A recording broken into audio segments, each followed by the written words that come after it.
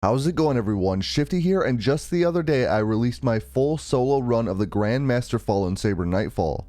After that, I started thinking about all the little things that I learned after practicing that Grandmaster Nightfall. So in today's video, I wanted to give you some tips and tricks that I learned along the way. While I did this solo, I think some of the tips I have for you will help whether you're in a group or you want to head in solo yourself. Before I get into the video, if you end up enjoying it, make sure to hit that like button, and if you're new to my channel, don't forget to subscribe as well. Alright, the first thing I want to do is talk about a subclass that I think is invaluable if you're heading in solo or if you're heading in with a team. Having a Shadebinder Warlock on your team with the Bleak Watcher aspect is incredibly useful for crowd control. If you want more details on how I set up my Shadebinder Warlock, you can head on over to my solo run video. Since this is a Grandmaster Nightfall, you will have to worry about elemental shield types because match game is on. Thankfully, there are only a few energy shields. There are 2 Arc Captains and 1 Void Servitor, all during the Warsat phase. So just make sure you have some way to take out a Void Shield and an Arc Shield. And if you're preparing for Grandmasters, you would already know that there are Overload Captains and Barrier Servitors. So equip mods and weapons to take those out accordingly. Alright, now let's jump into the tips that I have for you during the strike. When you first get to the Warsat portion, scan the Warsat. Then prioritize shooting the turret off the ship.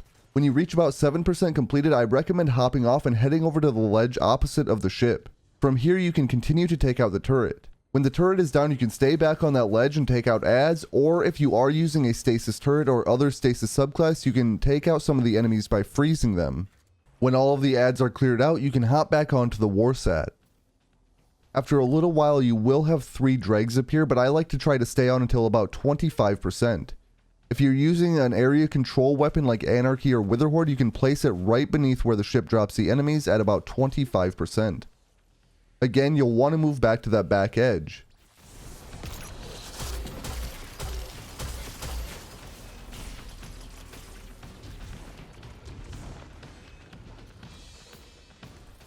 When most of the adds are cleared out, you can resume capturing the Warsat. At around 35%, I would recommend hopping off again and going back to the back ledge.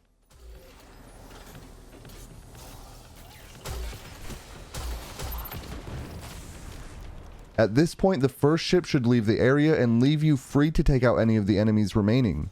When all of the enemies are cleared out, you can head back to the Warsat. At about 39%, the next set of ships will spawn. Again, prioritize the turrets. I like to stand and capture while shooting for a little while, but then at 43 or 44%, I hop off and hide behind this wall. Once you hide behind the wall, you can continue shooting at the turret for a little while, but you have to be careful because there are some sniper vandals that will go up on the ledge to your right. And this is also the part where you'll find the arc shielded captain. From here, you're going to want to try to take out the vandals and any additional enemies in the area. Don't forget about the turrets on the ships though. Make sure you take those out before you push past this wall at any time. Again, when most of the enemies are cleared out, you can resume capturing the Warsat. At about 55%, I like to hop off again so I can take out any additional enemies or champions. When most of the enemies are cleared out, I again like to hop on the point till about 66%. At that point, the 2 ships will leave, and you'll have a few more adds to clear out. When you feel safe enough, you can hop back on the point. At about 68-69%, a new ship will spawn, so make sure you're shooting at that turret. I only stay on the point till about 75%, then I hop off and go back to that back ledge. From here, I will finish off the turret and take out any of the adds that spawn. Then when any enemies and champions are gone, I head back to the point. At about 82%, I like to prepare for another arc shielded captain. I do like to place Anarchy beneath where the enemies spawn out of the ship. At around 88%, I do run away just to be safe, but my Anarchy should do a lot of work. If you have Witherhoard, that would work as well. When those enemies are cleared out, I head back to the point and I stay here until I capture it. There will be some wretches that spawn, but they're not too big of a deal. Alright, if you do have a Shadebinder Warlock, you can throw a Bleak Watcher turret right out the door in the first room, and then use your super. This will help clear out quite a few of the adds in the room. As soon as you're low, you might want to retreat back through the doorway. If you're in a team, this part only gets easier, especially if you're with an Ursa Titan. If you do have a Shadebinder Warlock, I would just recommend continuing to spam any of your Bleak Watcher turrets if you can. If you do have a stasis subclass on your team, one thing you can do to prevent the barrier servitor from shielding enemies is freeze it. The stasis turret is great for this, but grenades would work just as well. When the barrier servitor in this room goes down, you have to be careful because 4 tracer shanks will spawn as well as 1 more overload champion. To take out the overload captains, I like to hide over in this narrow hallway. When you're ready to move on, you can open the vent cover and destroy the fuse. If you're using a Warmind cell build, the fuse may already be destroyed, but at this point I would recommend using supers just to quickly clear the area out.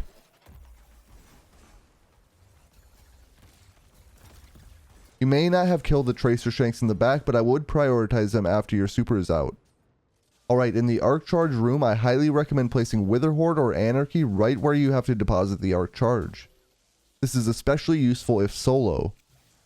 If you have a Shadebinder Warlock, I would recommend throwing a Bleak Watcher turret for good measure.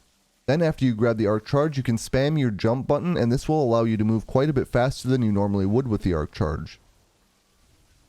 Be careful for exploder shanks that will spawn right by the deposit point, but after that you should be able to push forward and deposit the charge. If you have a team covering you, this part should be even easier.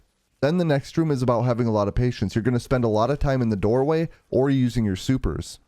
Similar to the last room, the third room is just about being patient and taking enemies out from cover. Then when you get to the overload champions, one spot that you can stand that is relatively safe so you can pick off one champion at a time is on this little staircase. Oftentimes an overload captain will kind of push to the left hand side, allowing you to fight that one individually. If another one does enter the area, you can just stun it as well. When the overload captains are down, you can proceed to the boss fight.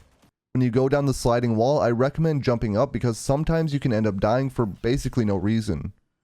Then to start the boss fight, all you have to do is take out a couple servitors and some shanks.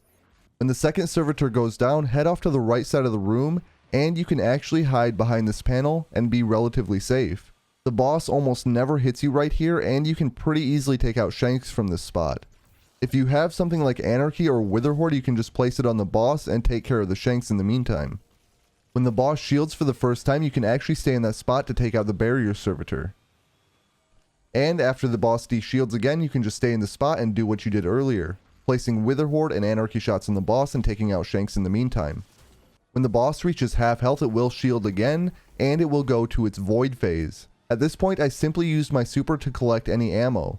And I head over to the blast shield on the left side of the room. You have to be careful here because there are 2 shanks that spawn from the upper right side of the room. So if you are in a semi-safe spot, I would recommend prioritizing those 2 tracer shanks first. When all of those enemies are cleared out, you can focus on the barrier champion to de-shield the boss. When the barrier champion is down, the boss is de-shielded and it's roaming the arena again, you can stay in this exact spot. Just stick behind the blast shield and take out any exploding shanks that you see. You can also periodically place Anarchy or Wither Horde shots on the boss here. Just always be vigilant for those exploder shanks. After killing so many exploder shanks, the room should be relatively safe for a little while. At that point, you can continue placing Wither Horde or Anarchy shots on the boss. Then when it's about down to 1/4 of its health, I recommend placing a Wither Horde or Anarchy shots on it and using your super. When it converts to the arc phase, you can head on over to the hiding spot we used at the beginning of the boss fight. This is a little bit more dangerous than before because there's only one panel that's raised and all you have to worry about is tracer shanks spawning. Usually they spawn 2 at a time. Otherwise you can just keep placing Anarchy on the boss and taking out the sniper shanks and you should be in the clear at this point. Anyway, that is it for the tips and tricks I have for the Grandmaster Fallen Saber Nightfall. I hope that this video helps you out whether you're solo or in a group. If it did, remember to like and subscribe. I just want to thank you for watching and I'll catch you on the next one.